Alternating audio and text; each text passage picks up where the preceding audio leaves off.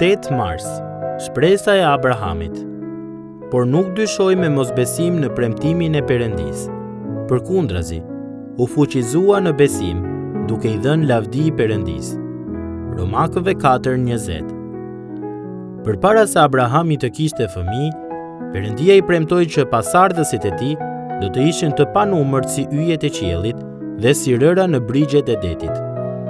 Koha po kalonte dhe dukej sikur Abrahami dhe gruaja e tij, Sara, nuk do të kishin kurrë një pasardhës.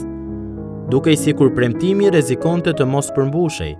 Prandaj, Abrahami dhe Sara vendosën të merrnin gjërat në duart e tyre. Sara i ofroi Abrahamit shërbëtoren e saj, Agarin, që t'i lindte një fëmijë. Agari lindi atij një djalë, Ismaelin. Megjithatë, Perëndia e bëri të qartë se pasardhësit që ai kishte premtuar nuk do të vinin nga pasardhja e Ismaelit. Perëndia po i tregonte Abrahamit dhe Sarës se nëse premtimi i tij do të përmbushej, atëherë vetëm ai mund ta bënte atë. Abrahamit ju dha një detyrë, të besonte në premtimin e Perëndisë. Një premtim që u përball me vështirësi të jashtëzakonshme dhe që për këtë arsye duhej një Perëndi i gjithfuqishëm për ta përmbushur. Me kalimin e viteve, Sara ende nuk po mbetej shtatzën. Perëndia erdhi përsëri tek Abrahami, duke e siguruar atë se edhe në moshën e saj të madhe, ajo do të lindte një djalë. Më në fund, në moshën 90 vjeçare, Sara lindi një djalë, Isakun, emri i të cilit do të thotë ai qesh. Abrahami, i cili dikur qeshi i mahnitur nga mundësia e lindjes së Isakut, Zanafilla 17:17, tani me siguri që u pushtua nga habia. Perëndia i mban premtimet e tij. Është e pamundur që një grua 90 vjeçare të lindë. Mirë po Perëndia është në gjendje për ta bërë këtë gjë të ndodhë. Premtimi që ju bë këtij çifti të moshuar për një trashëgimtar nuk kërkonte asgjë tjetër vetëse dhuratën e mbinatyrshme të jetës.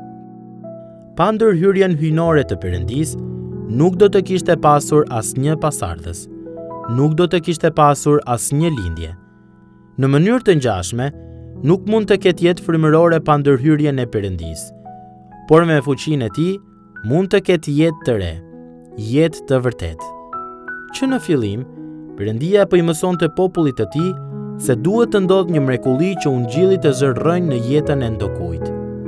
Perëndia i mban premtimet e tij. Premtimet e tij për popullin e vet janë të shumta.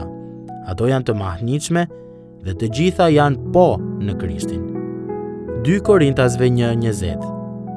Pjesa jonë është të bëjmë atë që Abrahami mësoi të bënte, të besojmë në premtimet e Perëndisë, edhe kur ato duken shumë të largëta ose të pamundura. Në fund të fundit, një premtim që përballet me vështirësi të jashtëzakonshme mund të përmbushet vetëm nga një Perëndi i gjithfuqishëm. Dhe ky është pikërisht Perëndia të cilin ju dhe unë e quajmë Atë. A njihni dikë i cili sot ka nevojë që të kujtoj që Perëndia i mban premtimet e tij? Le të tregojmë të sinqert. Kjo është një kujtesë për të cilën kemi nevojë të gjithë. Ashtu si Abrahami, vendoseni shpresën tuaj vetëm te Perëndia. Ai është në gjendje për t'i mbajtur premtimet e tij, dhe ato do të përmbushen vetëm me fuqinë e tij.